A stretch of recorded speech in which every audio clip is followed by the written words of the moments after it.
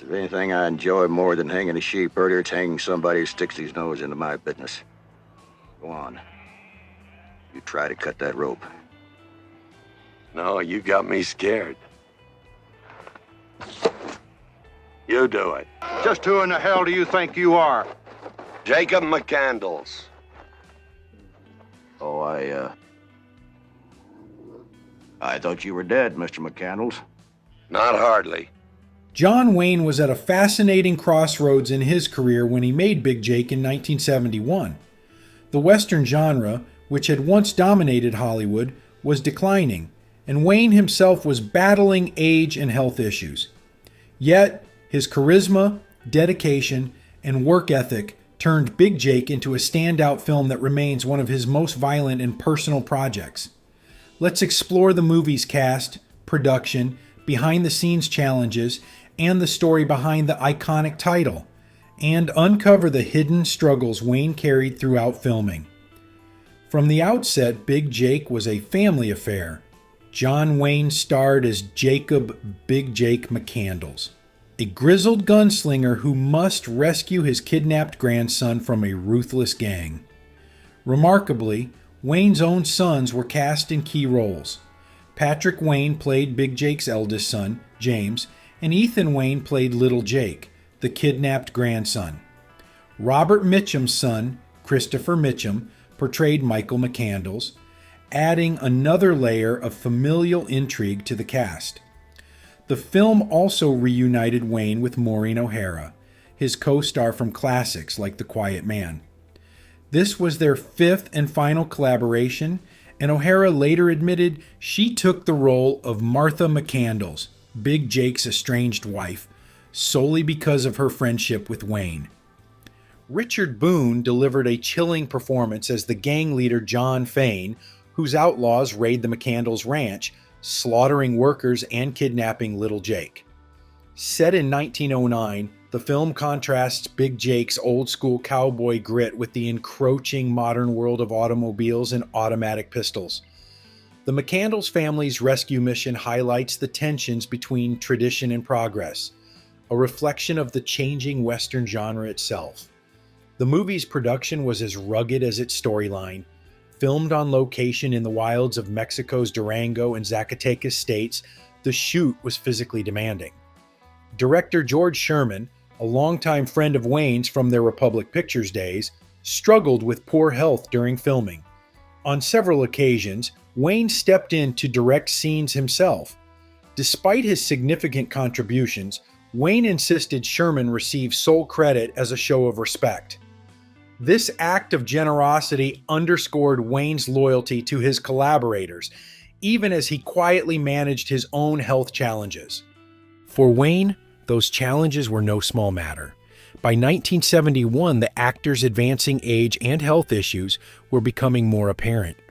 According to co-star Richard Boone, Wayne had lost the stamina for physically demanding scenes and often required an oxygen tank on set to manage his breathing. This equipment was kept out of sight to maintain Wayne's tough guy image. It wasn't vanity, Boone explained. He just didn't want to let his fans down. The Duke's determination to perform his own stunts wherever possible showcased his commitment to authenticity, even as his body struggled to keep up. The storyline of Big Jake follows the titular character as he tracks the Fane gang into Mexico, accompanied by his loyal collie, Dog, and his old Apache friend, Sam Sharpnose, played by Bruce Cabot. The film features thrilling action sequences, including a bloody climactic shootout at an abandoned fort. The violence, which was more graphic than in most of Wayne's previous films, was a sign of the times. The Western genre was shifting, influenced by movies like The Wild Bunch that embraced gritty realism. Wayne, who famously disliked excessive on-screen violence, balanced the bloodshed in Big Jake with moments of humor, though critics were divided on whether this approach worked. Behind the scenes, tensions simmered between Wayne and Christopher Mitchum. Mitchum had previously worked with Wayne on Chisholm, but their relationship soured after a heated political disagreement on The Tonight Show. Wayne's staunch conservative views clashed with Mitchum's more progressive stance, and the falling out was so severe that they never reconciled. Mitchum later attempted to reach out to Wayne during his final years, but his overtures went unanswered. Adding to the film's lore is the story behind its title. Initially called The $1 Million Kidnapping, the name was changed to Big Jake during production to capitalize on Wayne's persona. The new title also resonated with the movie's recurring theme: Big Jake's larger-than-life presence as a protector and patriarch. Throughout the film, characters repeatedly exclaim, "I thought you were dead," upon encountering him, a line that humorously plays on Jake's rugged endurance and mirrors Wayne's own career resilience. Big Jake is also notable for its blend of old and new. While the McCandless sons experiment with modern technology, including motorcycles and semi-automatic pistols, Big Jake relies on his trusty Greener shotgun and time-tested instincts. This juxtaposition adds depth to the story, as Jake must navigate both family tensions and a changing world to save his grandson. The film's finale, in which Jake uses a pitchfork to take down the machete-wielding outlaw Goodfellow, underscores his refusal to compromise his values or methods. Despite mixed reviews at the time of its release, Big Jake has since become a fan favorite. It marked the end of an era in several ways. It was George Sherman's final film, Maureen O'Hara's last role before a 20-year retirement, and the last time Wayne worked with both O'Hara and Christopher Mitchum. It was also one of the few westerns of the early 1970s to achieve significant box office success, proving that the Duke's star power remained undiminished. Perhaps the most poignant legacy of Big Jake lies in Wayne's ability to confront the challenges of aging while staying true to the characters that defined his career.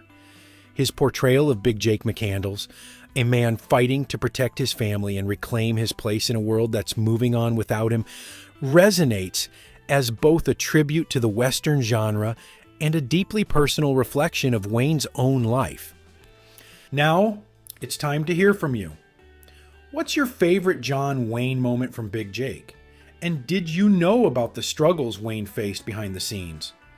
Share your thoughts in the comments below. We'd love to hear your take on this legendary film.